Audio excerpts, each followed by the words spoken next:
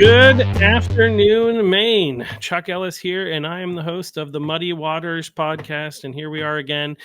We exist because the people of Maine are not informed effectively by the mainstream media. Unfortunately, the mainstream media, which is intended to exist in order to inform the people, tend to be more focused on distracting you from what's going on in your backyard to only focusing on what's going on in Washington, D.C. And so the Muddy Waters podcast exists to help the people of Maine better understand what's going on in our state, in our world, and also to highlight different people who are running for office or things like that. So today we have with us candidate for Congress, District 1, running against Chellie Pingree's seat. We have Eric Small. Thanks for joining us, Eric.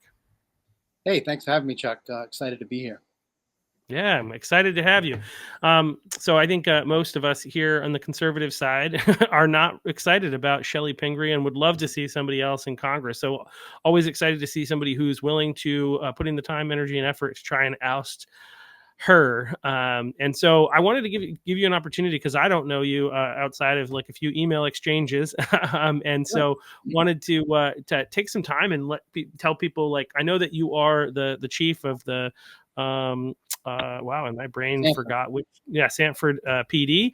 But outside of that, I don't really know a whole heck of a lot about you. So I'd love to have give you an opportunity to tell us who you are, where you come from, and then what is it that's motivated you to make the crazy decision to enter the world of politics in the 20s?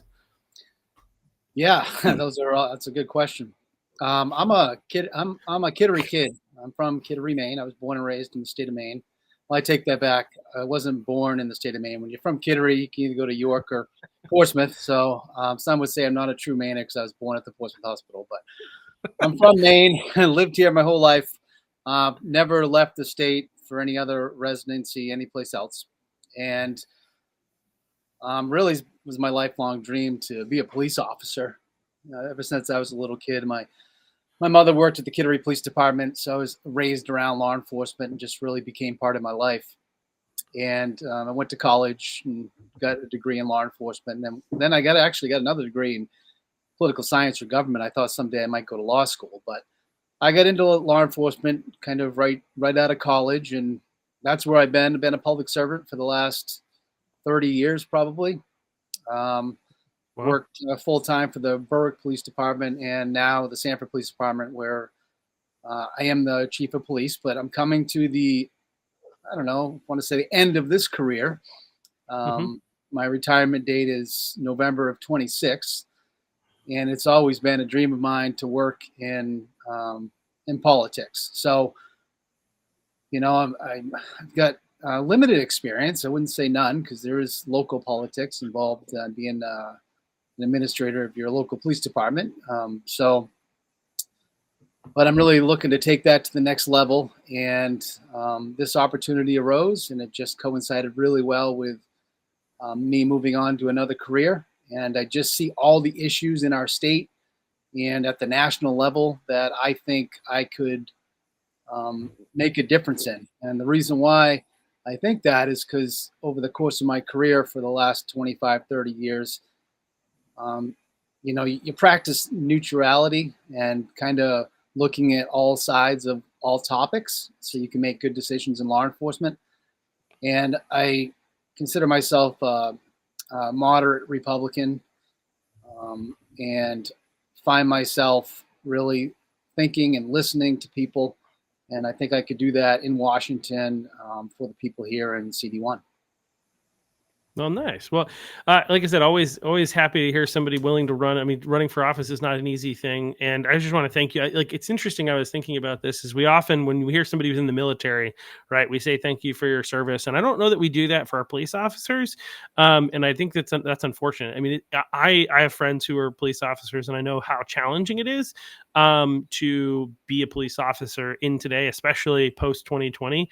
I think there have been rising challenges in police. And I think right now in particular, it's really hard to recruit because of how negative the environment is toward police officers who work really hard to protect us and keep our streets safe and ensure that people are protected. And so thank you so much for, number one, spending 30 years of your life keeping the streets safe in a town that I think might be a little challenging, if I'm not mistaken, in that way. So thank you for your service at all those different levels.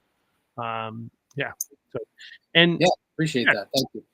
Yeah, you're welcome. So I guess so basically you kind of want to get involved in politics. You've kind of wanted to do that for a while, but like, what are the issues I think that drive you, right? Because and I also want to get at in a little bit, like you kind of mentioned that you're more of a moderate Republican, and I want to kind of figure out what that means. But like first, I would just say, and maybe this will you'll be able to answer it through this too. But like what are the primary issues that you see?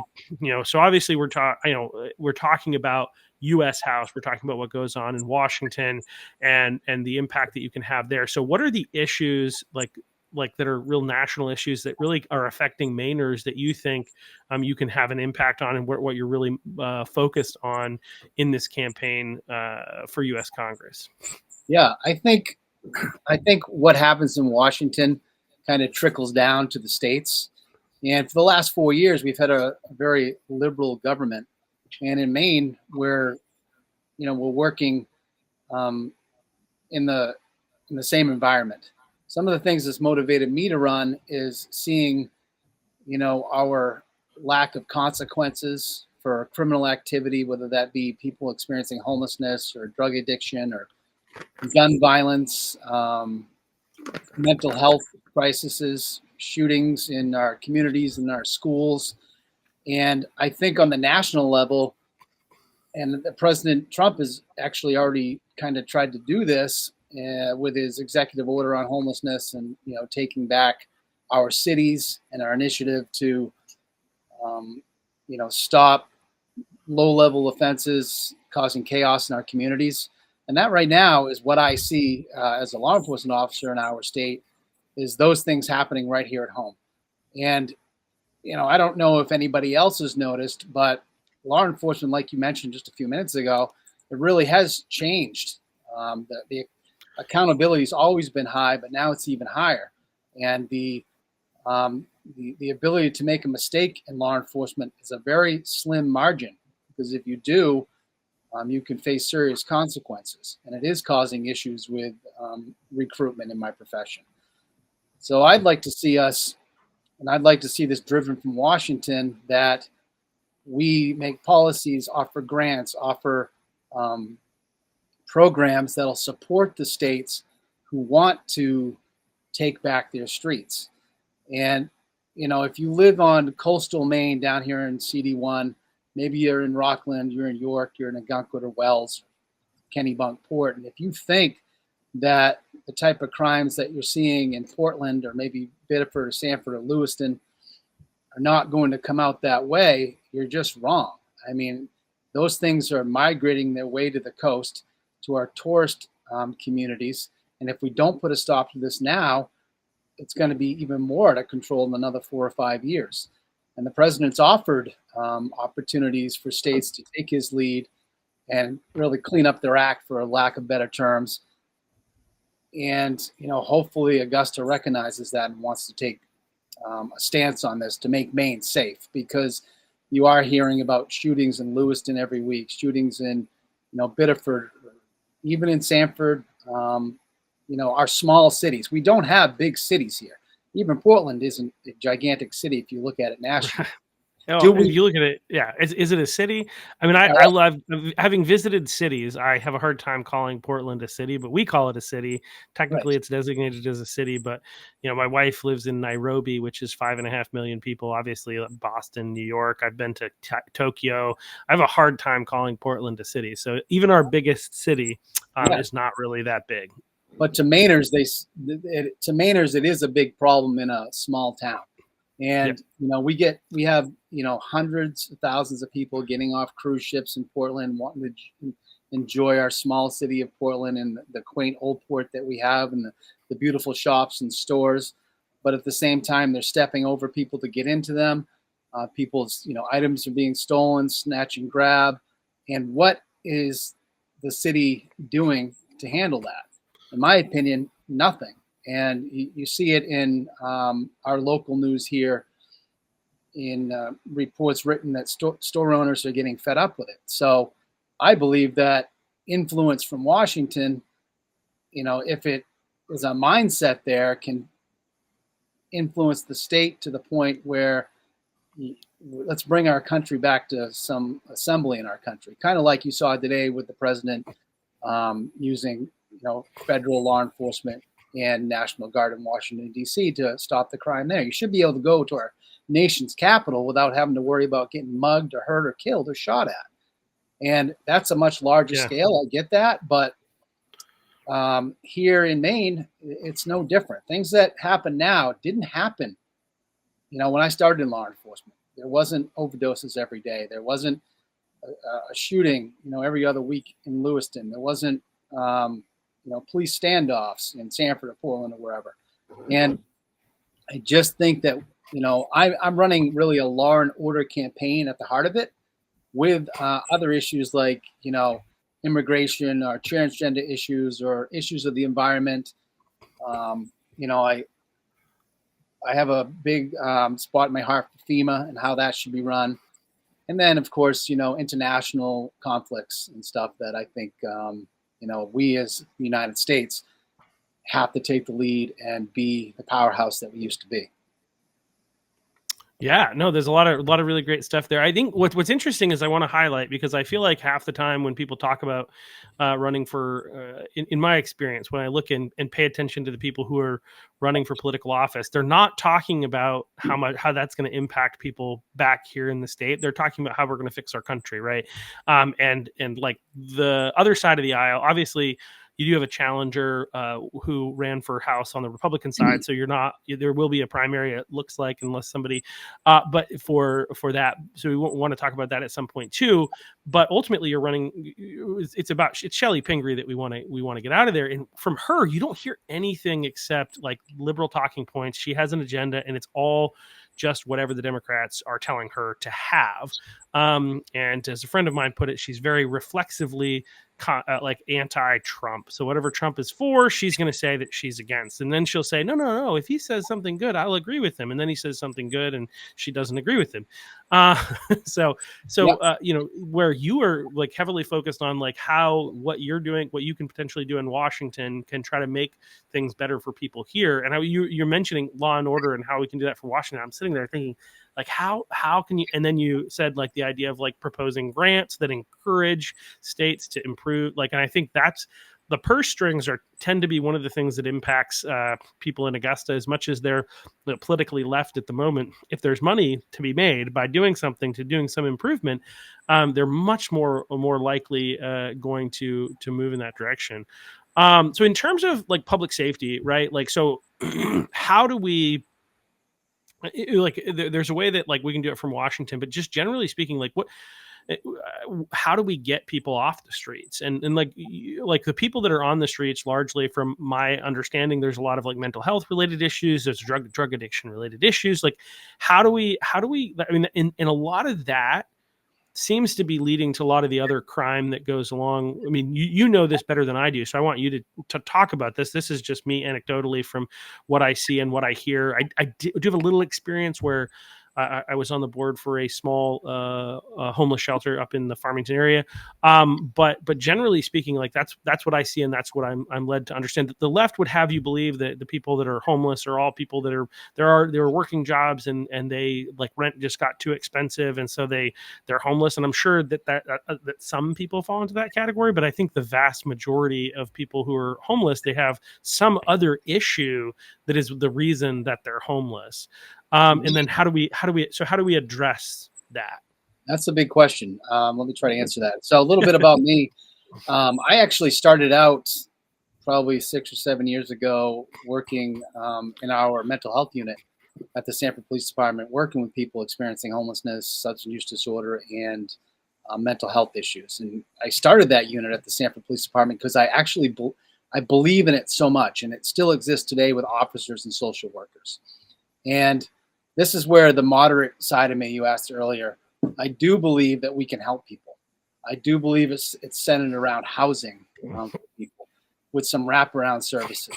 My experience in working with people that are, laying in the street or addicted to drugs, you have to make the pathway for success a little bit easier and remove some obstacles.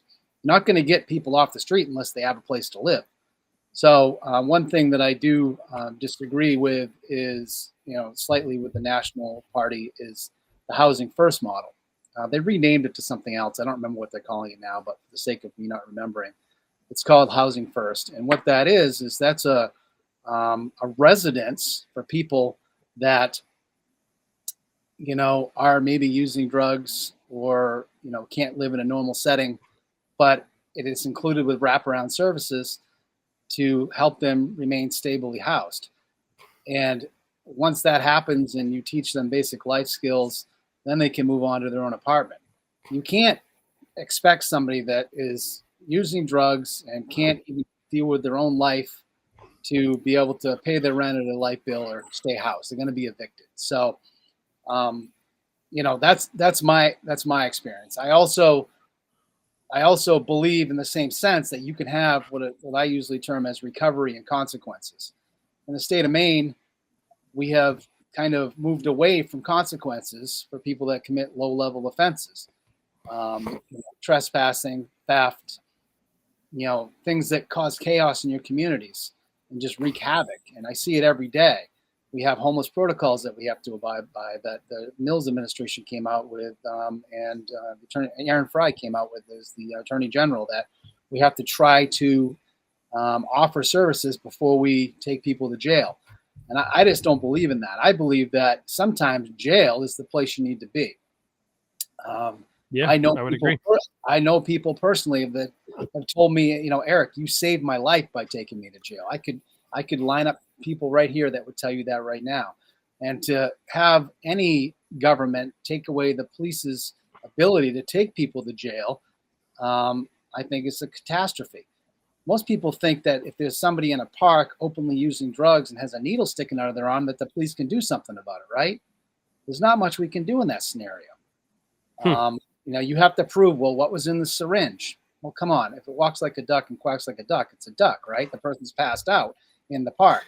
So I get calls from people all the time saying, I can't believe the officers didn't arrest that person. And I'm like, there's nothing we can do in that scenario besides offer them help and maybe, if we can give them some Narcan to save their life and move them along.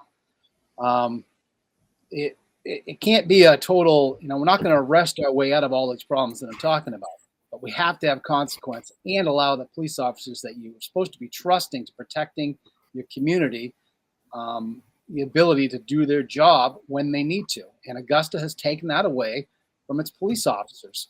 They've, decriminalized possession of certain drugs, lowered it down from felonies to misdemeanors, and it's to the point now we have a law coming in this year where, district attorneys are authorized to drop low-level criminal crimes to civil violations. I mean, what are we saying when we can just drop everything down to like it doesn't exist? And what I believe, like I said before, at the national level, we have to support our states, the state of Maine, and I am always thinking about the state of Maine. I'm not going to Augusta. I'm not going to Washington to be some big shot politician. I'm just a kid from Maine. I don't have experience, but I think if you compare me to Representative Pingree right now, she's lost touch with the people, the boots on the ground, and her mind is so bent on just, like you said, doing everything that President Trump, do the opposite. President Trump has some good ideas. You know what I mean? So how do you let Democrats and unenrolled voters know that Eric Small is not some raging right lunatic that is just going to go with Trump every single time? I'm not. There's times where I disagree with the man, but I would like to think that me and my colleagues in Washington could have conversations about it and talk down the aisle. And she's lost the ability to do any such thing. She also probably hasn't stepped foot in any of these places that I'm talking about, walked around my parks, picked up a needle in my playground that a kid picked up and, maybe stepped on. She just disconnected. I like to say the term, somebody told me once in my leadership journey, that all leadership has an expiration. And you have to be able to have the ability to recognize when you are expired. There's going to come a day as a police leader that I'm just burnt out, I'm tired, and I'm ineffective. And my leadership is expired. And I believe that her leadership right now is expired. So if she ever had any. Yeah, I mean, sorry, I had to say it. She certainly had an opportunity to show some at the beginning. Yeah. But, that was 18 years ago. Nobody remembers that anymore. All they do now is see her standing on stages, yelling at crowds about, how Trump, Trump is this and that. Or stoking fear. I went to her event. She had an event here in Westbrook. She had another one, like these town halls that they talk about. She had another one, I think Mid-Coast or something like that. And basically everything, the entire event was about stoking fear. It's trying to make people afraid that legal citizens are going to get deported and silly stuff like that. That transgender people are not going to be able to use the bathroom, and things like that. It's just like wild stuff. It's all about stoking fear, because if they can't keep people afraid, they can't control people. So they need people to be eternally afraid of the evil Donald Trump in order to be able to get them to keep voting Democrat, because they can't win on policy if you're having logical conversation and their people are talking with people on the other side of the aisle. They know they're going to lose. So their only hope is stoke the fear, stoke the fear, stoke the fear. That's all she has left. Yeah. And you brought up transgender. And that's been a big topic on my Facebook page today, my Eric Small for Congress on Facebook. And I personally don't believe that we should use taxpayer dollar to fund transgender care. And I just think that if somebody wants to get transgender care, I don't care. I mean, if you want to be transgender, go for it. I'm going to treat you with just as much kindness as I treat everybody else I see walking down the street. I'm never going to be mean. I'm a police officer. I treat everybody equally. But you said you're running as a Republican, so doesn't that mean you hate trans people? Right, I thought that's what the R stood for. That's what they want you to think. They want to put the fear in the Democrats to think, oh, Eric Small, he hates trans people. I don't hate trans people. I actually treat everybody equally. That's how that's how I was raised. It's how I've been as a law enforcement officer until I declared candidacy and let people know what party I've been with my whole life. Nobody would have known the difference because I treat everybody equally. But as soon as I have a view that, transgender care should not be funded by tax dollars, all of a sudden I'm the evil empire. And people shouldn't think that. If you're a Democrat, you shouldn't be scared of that. You should open your mind and be willing to have a conversation. I will talk to a Democrat, an unenrolled voter.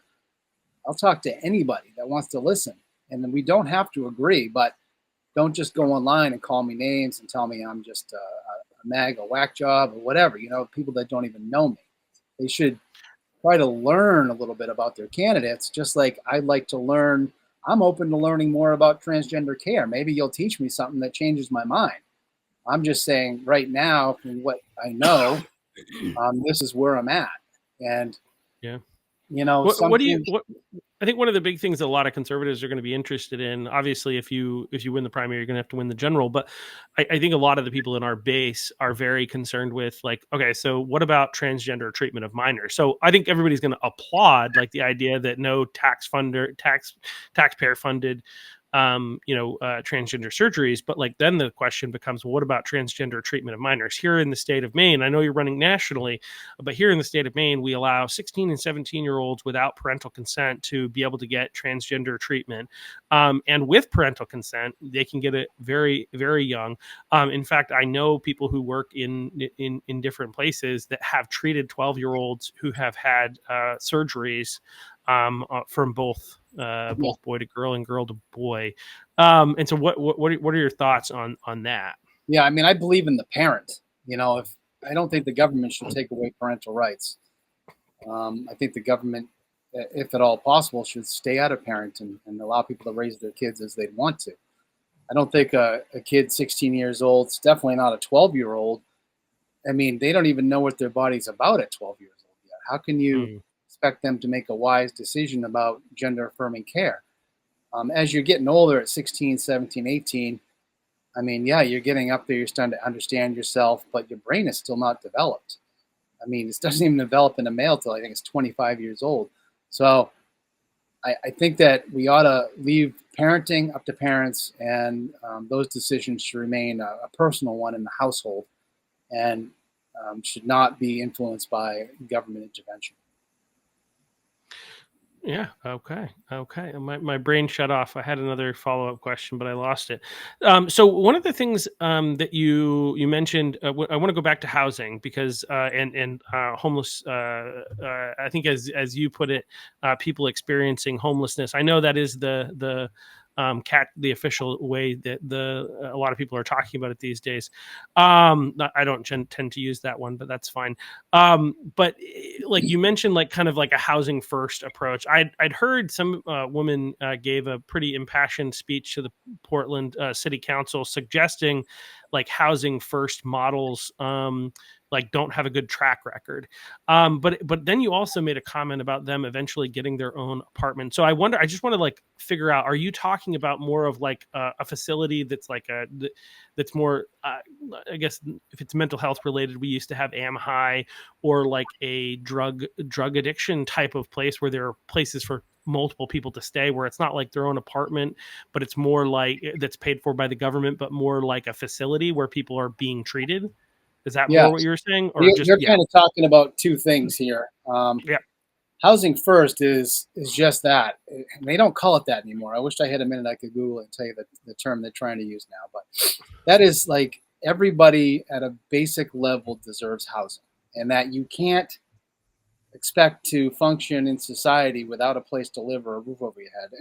And I can't say I disagree with that, because think how hard it is to get a job, probably go to an interview if you don't have a place or clothes or a place to take a shower and get ready to go to work. So this is the type of place where um, it's you have a place to live, and maybe you have a substance use disorder. Now you're not allowed to use at the residence. It's not a um, I'm losing track of. It's not a safe injection site, which I am absolutely opposed to. It's a place where you could you can be maybe high at the residence, but there's services there that wrap around you and take care of you. It's monitored 24 hours a day. For lack of a better term, a nurse or something to that effect. Now, what the other thing you were talking about is where could we bring people that, and this is a huge issue in our state right now. It probably is nationally as well, but I can only talk about our state. If you encounter somebody in Maine that is, in a mental health crisis, and their law enforcement encounters them, if they don't have enough to take them in, even if they have enough to take them into protective custody, because they're at a risk to themselves or others, or have a likelihood of harm, is the term. The only thing we're authorized to do as the police is take them to a hospital, the closest hospital. So for us, it'd be right here in Sanford at Maine Healthcare. And then the only thing they can do is do an evaluation, and if the person, answers all the right questions, they're back out on the street. When they really have a serious mental health diagnosis, and they walk around, and we get 3 or 4 calls from them all night long because their behavior is erratic and it doesn't make any sense. How are we really helping those people by just sending them back out on the streets? In my or opinion, not? you're not. You're just recycling and Yeah. recycling. But if the hospital has no place to bring them, the system is broken. And the same goes for if they go to jail. If they go to jail, they just, they'll get out the next day on another set of bail conditions. Bail reform is a huge problem in the state. And that could be driven from Yeah. the national level too, where all these things need to be fixed. If you want funding from the federal government, fix them. I mean, I've seen one person with 23 sets of bail conditions. That means they've been arrested 23 times and released to the community with a promise to appear and behave 23 different times. That's called broken. So one thing that I've tossed around the idea of, you mentioned AmHigh or the other places we used to have, which were frankly, 30 years ago, terrible places where atrocities and abuse took place. We don't need those places anymore, but we need a professional environment where somebody that can't make a decision on their own can be taken into custody and can be left there. And the jail can't be the mental health facility. That's not fair to our county jails.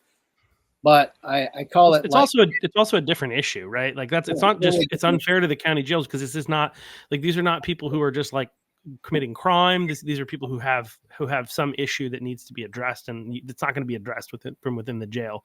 No. Yeah. So make and these do exist. I don't know the state off the top of my head, but these places do exist elsewhere where it's kind of like I don't know, for lack of a better term, or a forced recovery incarceration, where you're just, hey, you're incarcerated as long as it takes for you to, make choices that are going to make you better or get on your medicine that are going to make you function in the community so you can have a place to live. I mean, we see it on a very small scale here in Maine. To a Mainer, it's a big deal, right? You go to Portland, you're stepping over people. There's somebody sleeping in a doorway. It's here in Sanford, people sleeping in our parks, doorways. But if you came from, I had a meeting last week with a guy that came from California. He's like, Eric, this isn't even a problem. I'm like, well, you came from out west. To a Mainer, this is a problem. And if it's a problem to Mainers, it's a problem to me. And I really want to fight for Mainers. I'm sure I will have to be involved in national issues because, you're working in the United States Capitol, but my issue is Mainers. What's going to make my state the best? That's where my votes are going to go. Ask the people of Maine, what do you want? And I think that's been lost a little bit because even if you take Chellie, for example, she doesn't vote for what everybody in her district wants. And her district is, it's pretty divided. This is a divided district. You can't just forget about the other half of the people that didn't vote for you but still count. And I'm not going to forget about, the left side that may not agree with everything that we want to do or that I want to do, but I'm going to listen to them and hopefully come to a consensus to solve a problem for our state. Yeah, no, I think that's great. And I mean, public safety is one of the biggest issues there are so many issues right now that I look at them and I'm like, how is this a partisan issue, right? Like, how is public safety partisan? Right. It doesn't make any sense to me. Right. Just like boys and girls sports and things like that. How is that partisan? It's a matter of protecting women, which I thought the Democrats cared about. But anyway, protecting people, protecting women. I mean, these should be nonpartisan issues, but they've become politicized, partly because there's a party that's decided that it's going to pick some really bad issues and can try it. Like, I don't know if they're like intending to lose. No, they're clearly not. But I think they just thought they had so much power that they could win regardless. But public safety is huge. One of the concerns with public safety, I feel like what I keep hearing is DAs that won't prosecute. DAs that keep dropping charges. Do you think that's also something that could be handled I guess from a federal level with by offering grants with strings attached? Like how do we rein that in? Because that's half the problem, as you said. Like there are all these people who keep getting arrested and they've got all these bail conditions, which means they've got so many offenses, and yet why isn't the DA prosecuting? Why aren't they in jail? And like, how do we address that? Or is that something that is more that needs to be addressed at a local level? No, I think that this goes to federal contributions to hire more DAs. Now, I don't want to speak for our district attorney, Kathy Slattery, but I can support her in the fact that just like law enforcement, they don't have enough district attorneys.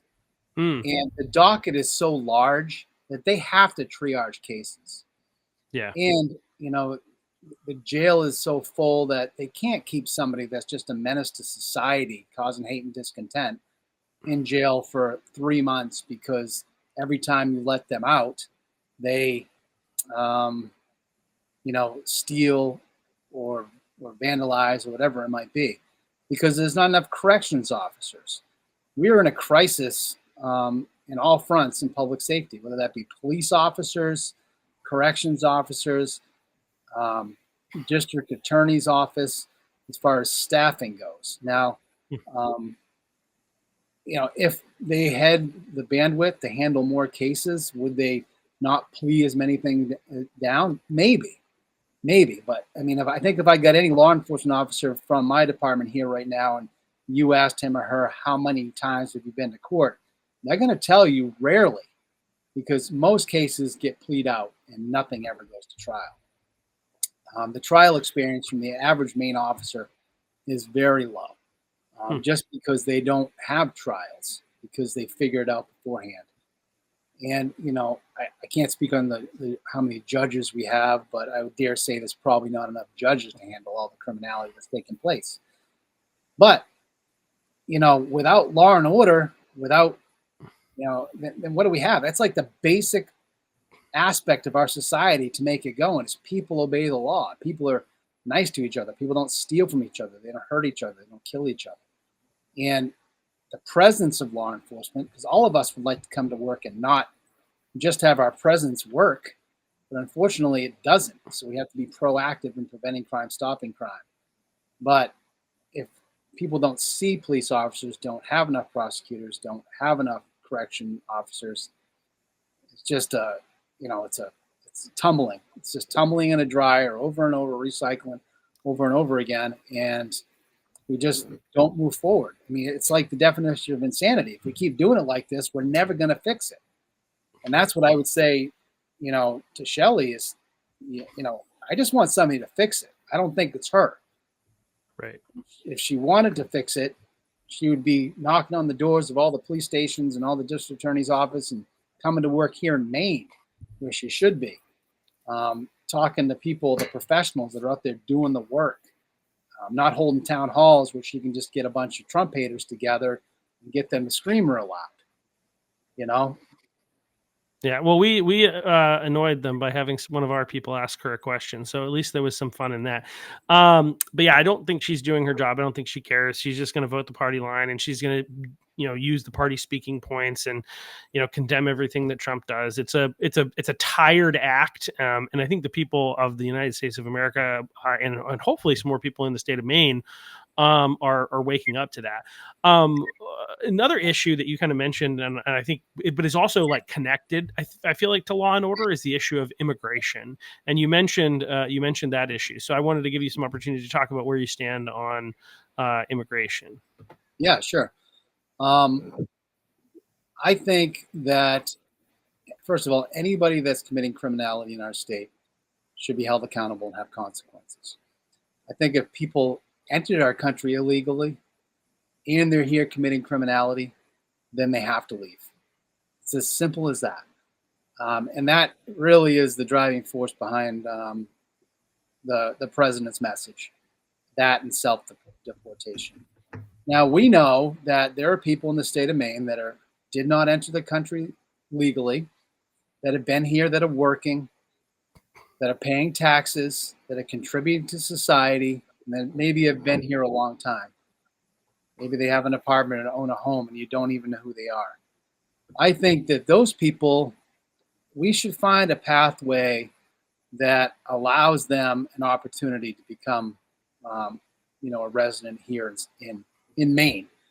If we didn't do that, I think it would just hurt our farmers and our beach communities where these people have worked for year over year over year. And I think the federal government is doing the best they can to identify people, in gangs and committing crimes. I'm sure they've made mistakes along the way, and that's been, problematic. And that's what's really, I think, putting fire on the ice, for lack of a better term. And that's what's getting people so mad, because I'm a police officer. I believe in due process. I do think we have to have due process in our country so that people don't get wrongly convicted or wrongly deported. And that may take some time, but we have to figure out a way to do that. But as far as criminals and illegal people committing crimes in our state, which, and in my department, it's not even a blip on our radar. It's not, it's not something we're encountering every day. I can't even think of a time we encountered it, honestly. But I do believe in helping our federal partners. LD 1971 is a law right now in Augusta that's on the governor's desk. I wrote an op-ed for the Maine Wire, and I encourage her not to sign that, where it limits local law enforcement's ability to work with ICE or develop a partnership with them. We always work with our federal partners, but it's just that we support them. I mean, Sanford officers, any officer from any department, this is Maine. We're not out there looking to arrest immigrants. We're out there going call to call to call, busy, all shorthanded in our department. But if federal government or ICE or FBI or ATF, whoever comes into town and needs our help, we work with them every single time in a supporting role, as we should. Even J. Edgar Hoover said that the best thing that trying a partnership with your local departments. I'm not quoting him exactly there, but that's the gist of his beliefs, and I believe that too. We can't not help our federal partners, especially when they could be dealing with dangerous criminals. Yeah, it's interesting. My city councilor, who represents my segment of Westbrook, where I live, her name is Jen Monroe. She's up for re-election this year, so maybe we get a candidate to run against her. She insinuated, well, she tried to get the police chief at a city council meeting to agree to interfere with ICE if they could reach out to them and let them know that a citizen or somebody who is legally here was being detained by ICE or whatever, and was hoping that the local Westbrook PD would step in and interfere, which he's like, no, I can't do that. Right. So, but under the guise of suggesting that there are legal U.S. citizens that are being deported and that we need to stop ICE and all this other kind of stuff. So your viewpoint is obviously very, very refreshing comparatively. You made another point that I think some of the conservatives, like, we have a lot of like really hardline people. I think I went to see Charlie Kirk, and I've also heard Steve Bannon make comments about this. Like, I think they would want every person who came here illegally to be deported. I also think that they both would like to just completely shut down immigration of all types. I have there's, it's hard not to be biased, especially when you're trying to bring your wife to this country, like I am legally. But I still think I don't think that's the answer. I don't think that's what we need, is to just stop immigration entirely. And I do think I've done a podcast, or maybe a couple of times we've had conversations about this, but a while back, talking about like the complicated nature of how people got here. And I think the reality is a lot of the people who came here, illegally crossed into the country and then claimed asylum. Number two, there's two things that I would say. One is they were given information from our federal government who had agents in other countries telling them this is the path to get here, right? So this is like, we can blame them all we want, which ultimately the elites want us divided. They want us to fight against one another. They don't want us to fight against them because that would distract us from the real enemy. I think I'm thinking of the movie with Katniss Everdeen. What is it? The Hunger Games, the second book, Catching Fire. There's this thing. Remember who the real enemy is, and the enemy is not one another.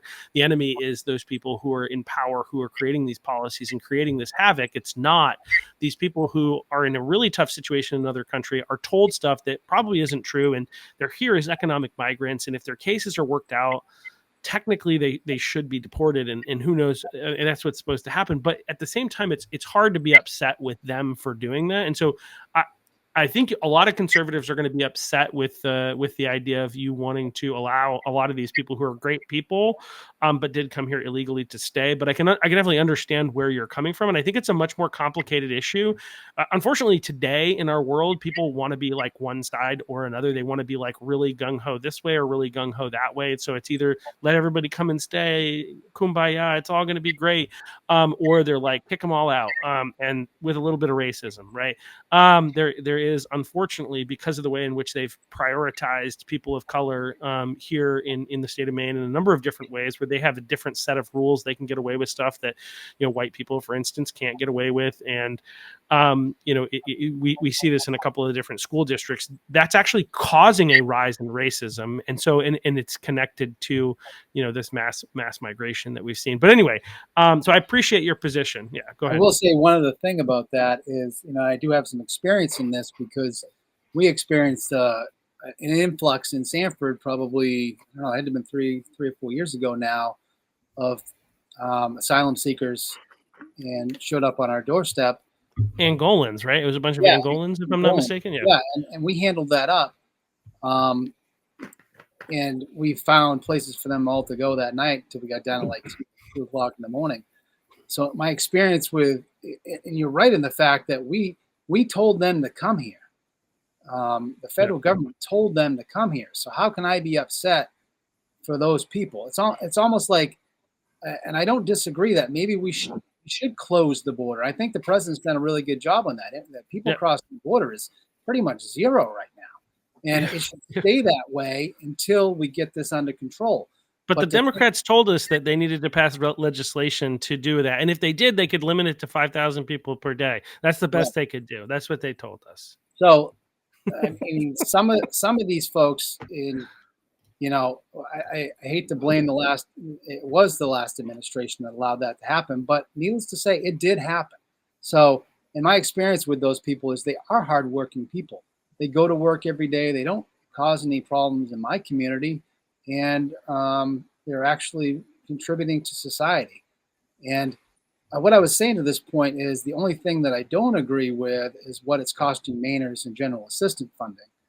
And a family comes here from someplace else and they immediately get put on general assistance. Now that's it's paid for 70% by the state of Maine, and the city or town picks up the rest, unless you're Portland, who gets 90%. But taxpayers should not have to pay because somebody made a decision to travel here from someplace else. And that is, I think, a slippery slope. Our general assistance budget, just in my city alone, has increased by like 80 no, more than that. It's gone from like, I'm not going to get the numbers exactly right, but like $125,000 a year to almost $1 million a year. And that's not fair to the main taxpayer that I'm paying. I have to pay for somebody else to come here and get housed. But the fact remains is it takes time for them to get a work permit. If that's sped up for the people we've already allowed here, they do go to work. They do pay taxes. They do contribute to society. Unlike the people we talked about at the beginning of the show who are doing nothing but causing hate and discontent in our cities and towns and not contributing to society at all, stealing, begging on corners, and just all around, menace. So I do like the idea of shutting down I do like keeping the border shut down, but think about it. In other states, California, oh my God, I'm sure that's a mess, but a lot of migrants run their economy, so, and if they're not committing crimes and they're helping our country, we got to start fresh, I think. Well, it's interesting. I do think that part of the problem there, and the reason that we quote unquote need them, it's kind of interesting that the Democrats, when they're saying we can't deport these people, they didn't say this, but they're effectively saying, well, who's going to pick our crops? Very reminiscent of the Democrats, who also opposed the abolition of slavery and a number of other civil rights movement and different things like that, which was pushed by the Republican Party just for fun. But it's really interesting. But when we look at this, one of the statistics, and I'd have to go and look and see what the number is today, but I know that like 5 years ago, there was some data that was suggesting that there are 10 million young men. I think it's probably closer to 12 to 15 at this point. Young men under the age of 40 who are unemployed officially and are either basically living with mom or girlfriend, not working. So like I think it's partly myth that we need immigrants for our economy. I think we need to get those lazy bums off their butts and working, and that would help with a lot of these positions if we end up not bringing in as many foreigners.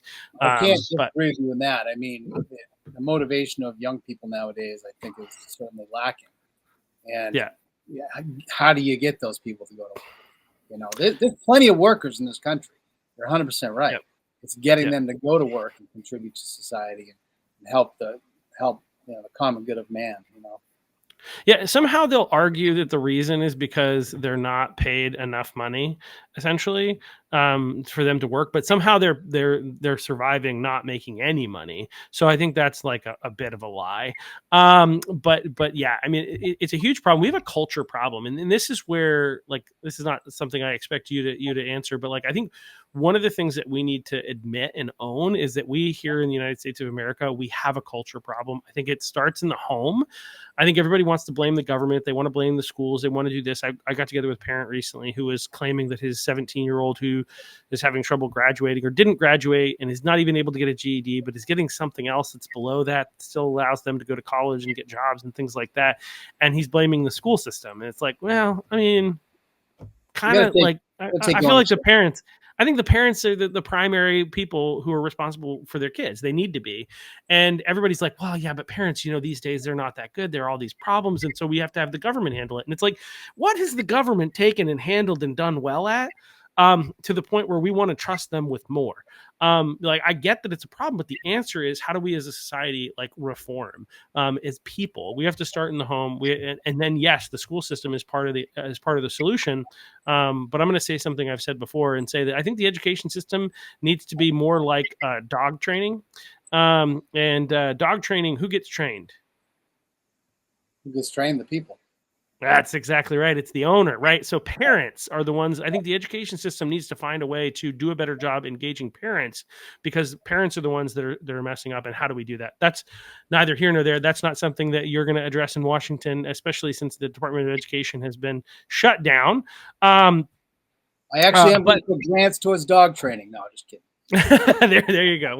We might need some more dog trainers. No, but yeah. So I can't remember. Like, I think there are a number of other issues. There are some questions separate from issues. Were there any other like issues that you wanted to talk about that we haven't already hit before I move on to a couple other fun questions? Yeah, the only other issue that I think is also important right now is Oh, the American dream.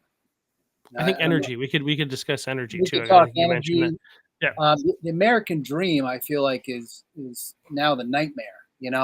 I have a son who's 21 years old, and he's graduating from college next year, going into his senior year. And how is he going to afford to buy a house? So, I think that we need to find a way to make it affordable for our kids to have home ownership like we did.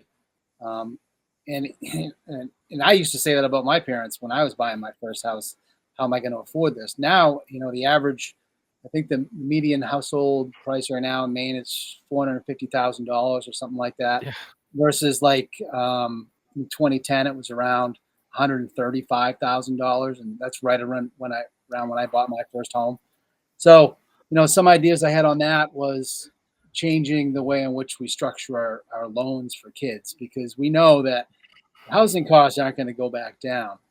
But right now, you and me, the largest loan that we can get traditionally is about 100 is a 30-year mortgage, right? Mm. And I like the idea of stretching the 30-year mortgage out a little bit, um, to lower your cost of mortgage payments, with also dropping your down payment amount, so that kids can get into ownership. And once they get, because those first years of housing ownership are so unstable, you're not making a lot of money, you're starting out in your new job, and it feels really, really scary. Is my water heater going to break? Is my roof going to leak? I mean, I remember all those feelings. So if we could get people into houses for restructuring our loan systems, and get them just on their feet, so 5-10 years in, they can refinance for a better rate, or a shorter term, and still stay in their home and have owned their home for 10 years at that point. We got to think outside the box in unique ways to get home ownership back in the lives of all young Americans. Well, as a former banker, I worked in the banking system for 15 years. Who knows? It may go back someday. But one of the most significant, probably for most people, the best wealth building tool, and is home ownership. And so, like, we've got to do something. And I don't know. Again, it's not my job, my role anyway. But I don't know. if that's the exact solution, but I like the creativity, and I like thinking about, okay, this is something we could do to reduce the monthly cost so that it puts it into a place where people can afford to do it. I do think we need some other things to bring down the cost of housing by increasing the supply, I would say, is part of the answer, or stop this runaway increase in pricing. But there's supply, and then I think there's also the inflation and the government pumping money into the system, which is something that needs to be addressed. But yeah, actually, so going back to like one of the other things that you talked about energy, and then foreign wars. I want to talk a little bit about being that this is U.S. Congress, like international. I'll just tell a fun little anecdotal story. Like I was in. I'm a huge. I wouldn't say I'm a huge Trump guy. Policy wise, I love Trump. I haven't always loved his antics, and I think sometimes he does harm to himself and makes it difficult for us. And I think that most of the blame lies in the mainstream media and the way in which they make people go crazy and increase people's TDS so that they get mad at me. And I don't like that, but that's not really Trump's fault. But I don't love everything about Trump. But one of the things I really appreciated was that he was he's an anti-war president, right? He had no new wars in his first administration. This administration is not being reported on by the mainstream media because why would they say something positive about Trump? But he's like ended, I believe, 6 different conflicts or wars around the world that nobody cares about, including in DRC Congo, where they've been at war for a long period of time and they've had peace dealings and things like that, which I think is pretty significant. Very significant, actually. It's one of the worst things that's happened, and most people don't even know about it. Also that like major corporations like Apple can get cobalt just for fun. Shout out to Apple. But anyway, I think he's very anti-war, and so that I think for a lot of people, though, the anti-war piece is really big. So you'd mentioned earlier that. And then we'll get back to energy. I guess this is where we're going. So you mentioned earlier that we want to have a big, robust military, and I wanted to like give you an opportunity to kind of elaborate on like how you feel about places like what we're doing in Ukraine and the idea of what would you think about getting troops on the ground in Ukraine and things like that. Yeah, sure. I do think that we need to have a robust military because at any given moment, anything could change. We always have to be able to protect the people that live here. So I think having the best, most well-equipped, most technology in our military in the world is really important. I do agree with you. Your evaluation of President Trump is basically exactly how I think. Policy is good. Antics sometimes get upset over, but he does. I love that he does not want to see people get hurt because he could very easily say things that would drive on wars, and he doesn't. All he talks about is people are being killed for no reason, and all we know, unfortunately, you and I, because we haven't been to Ukraine or we haven't been to Gaza, is what we see on TV, whatever channel you watch. But the reality is, all the pictures that we see on all the networks, they look the same. They're terrible, right? So, yeah.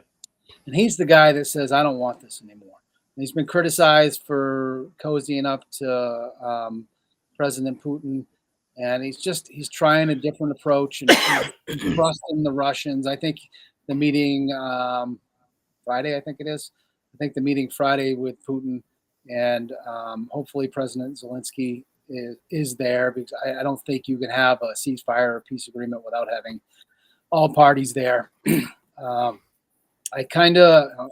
side with Ukraine on the fact that I don't know how he's going to expect any type of land swap or land agreements when they were invaded. Let's remember what those pictures look like, with millions of people having to leave their country and walk away from their villages because Russia just decided one day they were going to come in and start this war. So, but I think also at this point, it's going to have to be some give and take on both sides. I think the big thing is to stop the killing, and let's come up with a ceasefire agreement for Ukraine and Russia. So we can work out details. As far as Israel and Palestine over in Gaza, at this point, I mean, I don't support terrorism on any level, and their justification for going in and their initial attack was completely justified because it was an act of terrorism. They kidnapped people and they took hostages, but and sadly, there's still some hostages there. And but at this point, the people dying from starvation and hunger is outweighing the need to escalate that conflict any further. There's enough food in the world for everybody to eat, and the fact that everybody doesn't eat is, seems tragic to me.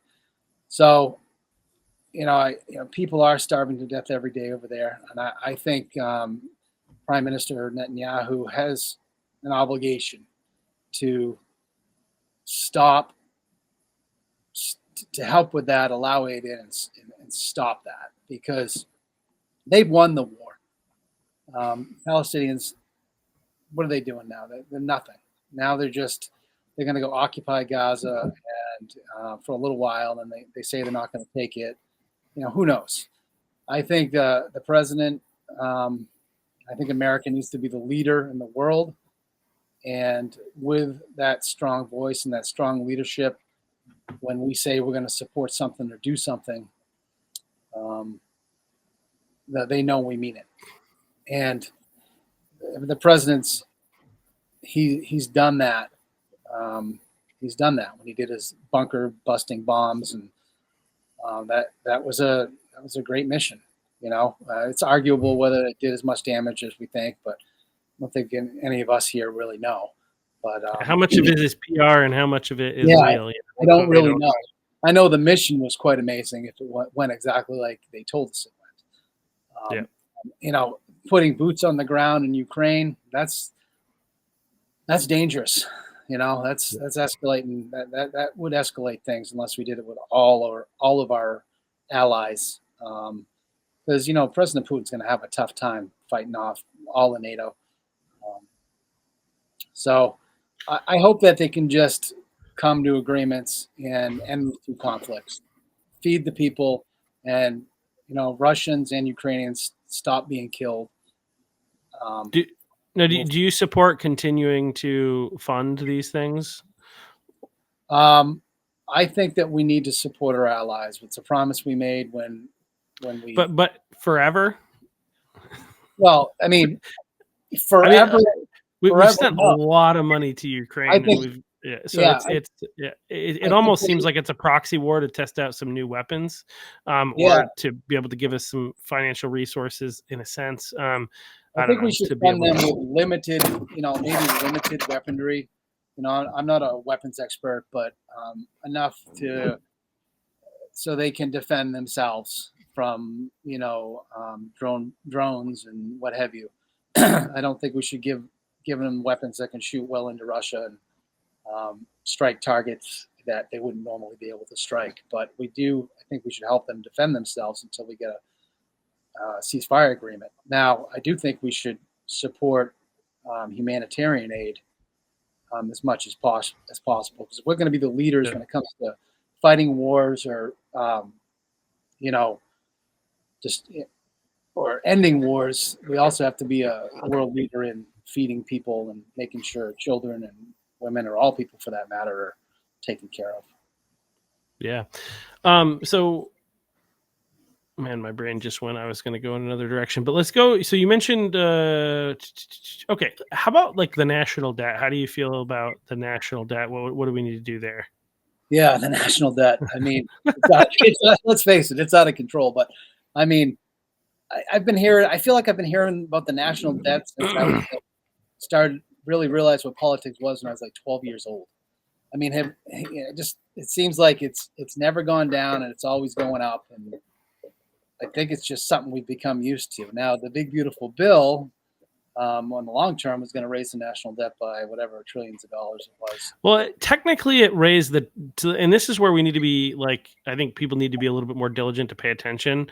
It raised the debt ceiling, which creates the opportunity for the government to go $5 trillion more into debt. It doesn't guarantee that we will. There are some critics, and I think that they may be well placed criticisms that suggest that increasing, like lowering taxes without cutting spending, which is effectively what we've done, will lead to an increase in the national debt. Now, first of all, let's be very clear about a couple of things. The national debt is increasing every year anyway by $2 trillion at the moment. We're spending $7 trillion, but we're taking in $5 trillion, right, in taxes. So $2 trillion a year tax deficit. I mean deficit, which is frightening. And I think we're like 37 trillion in debt at the moment. So I think when we first probably started hearing about the national debt, it was probably less than 10 trillion. And so like the advancement, and the reality is the interest that we spend on the national debt right now is more, I believe, than what we spend on defense annually, which is an insane amount of money. So the interest, so it's this ball that just keeps growing. Now the arguments, I think, from people who are defending Trump on this are twofold. One is he needs to benefit people so that they feel good in 2026, and so this is going to help the economy. There's going to be growth. People are going to feel better financially and be more likely to vote conservative in 2026. That's one of the things. The other is, I think it's possible that by cutting taxes, this has happened in certain places, by cutting taxes, we can increase the economy to such a degree that we actually, even though the tax rate is lower, the amount of taxes paid is higher.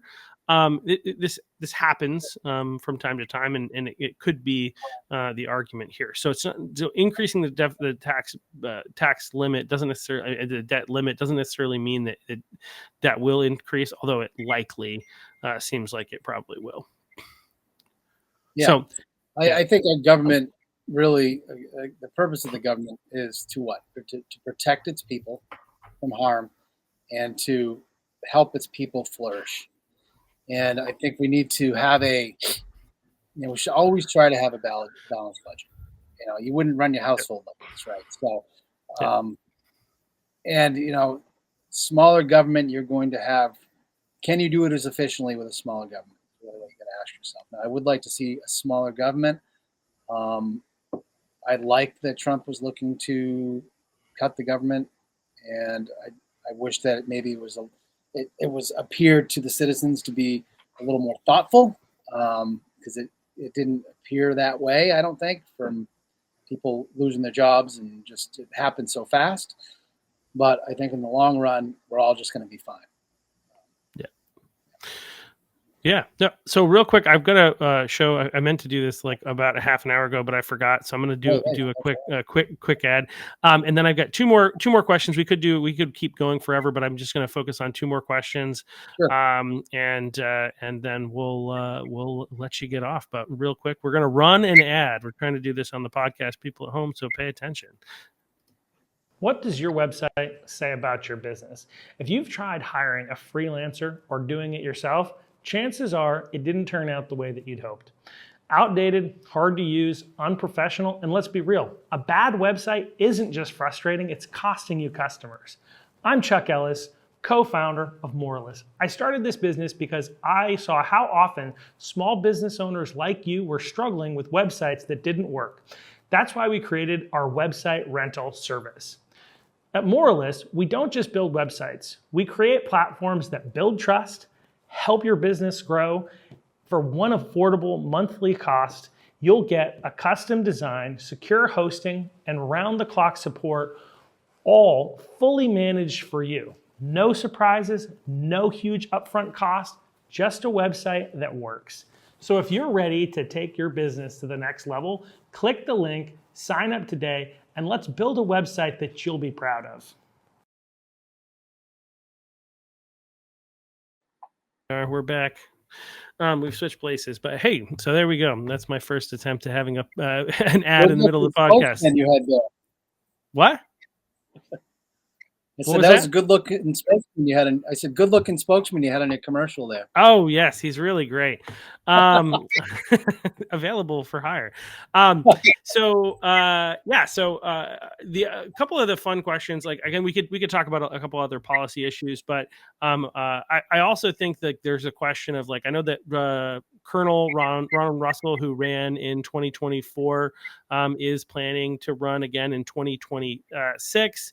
And some people like I think we had a what do they call it when anyway they had a primary where last year where I think it was Andrew Piantadosi was running against and Ron were both running, and so I think like one of the questions is in such a challenging district as CD1, where I think you had said earlier that like Ron I think got somewhere around 30% of the vote. It seems almost to a degree like why are we having multiple people run for a seat that might be really challenging to be able to put up a good fight? Yeah, no. First of all, I had breakfast with Ron probably before I even decided I was going to do this, just to talk about it, and he was really gracious enough to meet with me and tell me his experience in running for CD1 last time. Um, you know, military veteran, great guy. It was very gracious for him to do that and for me to learn from him. And I would agree with you that I don't want to, bog down the primary with a race. We shouldn't be racing against each other. We should be racing against Chellie. And there's only so much money here in Southern Maine, and to be a serious contender, I mean, the reality is we're going to need some money. And what do I? And I'm not going to. I'm running against Chellie. Um, and I know like if Ron does decide to run, I'll be running against Ron. But my focus is going to be on Chellie Pingree. And I think that I have the charisma and the spark and the energy. I'm 53 years old, and yes, I'm new to the game, but I'm a lifelong Mainer, and I've never left for any other place. And I'm just looking to take this journey a little bit further. And I think I will be a good spokesman for this state and a statesman for our country. All right. Well, I think whoever comes out of the primary, I will be supporting. I have this policy. Obviously, I've got this podcast, and I'm also the chair of the Cumberland County Republicans, where I don't endorse candidates prior to a primary. But whoever comes out of that primary, I will be supporting against Chellie Pingree, who we need to get out of office. But there also begs the question: there's like, you know, having won with a 70% majority in 2024, with how crazy the agenda is of the left in DC, and just how like wild it is down here in Southern Maine, what I guess what motivates you to run a race and to pick a fight like this, because this is like you basically you kind of need to have everything go your way. You need the stars to align, you need the money to come. Obviously the money is a big deal, in order to be able to like put up a good fight in this race. Like I think maybe a million plus for you to kind of even be able to put up a really aggressive fight for this. But also like just demographics, like if she got 70% of the vote, and I think she barely campaigned, right? She doesn't really do much of anything because she knows she can just breeze on by based on her name and the fact that she's a Democrat. So like I guess the question is like why, like it's like why choose this fight, I guess, if that makes sense. Yeah, it's a good Or what question. gives you reason to hope that you can win? I guess that's First of another all, one. it's not hope. It's not.